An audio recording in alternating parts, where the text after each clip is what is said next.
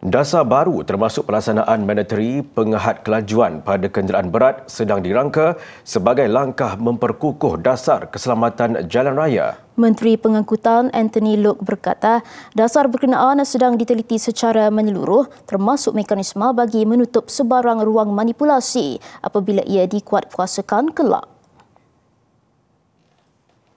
Cabaran yang kita hadapi ialah kebanyakan ini di-tempered. Okay? Walaupun ada speed limiter, mereka tempered. Mereka ubah untuk lulus pemeriksaan di Puspakom, mereka pasang. Selepas itu mereka tempered.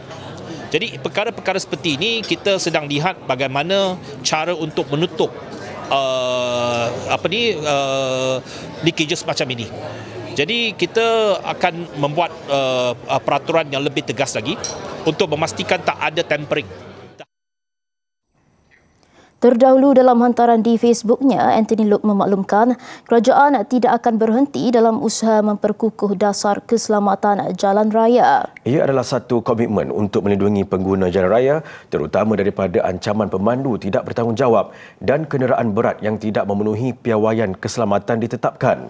Dalam kejadian awal pagi semalam, bas dinaiki seramai 42 penuntut UPSI dilaporkan adalah kenderaan sewaan. Ia inisiatif mereka yang mahu pulang ke kampung sempena Hari Raya Aidiladha.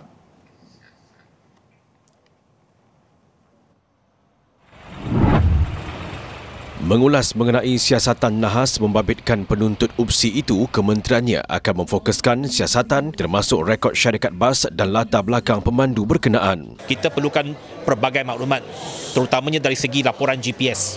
Kita nak dia punya rekod GPS. Nak tahu sama ada kenderaan itu, bas itu memecut atau tidak pada ketika itu. Jadi itu yang pertama.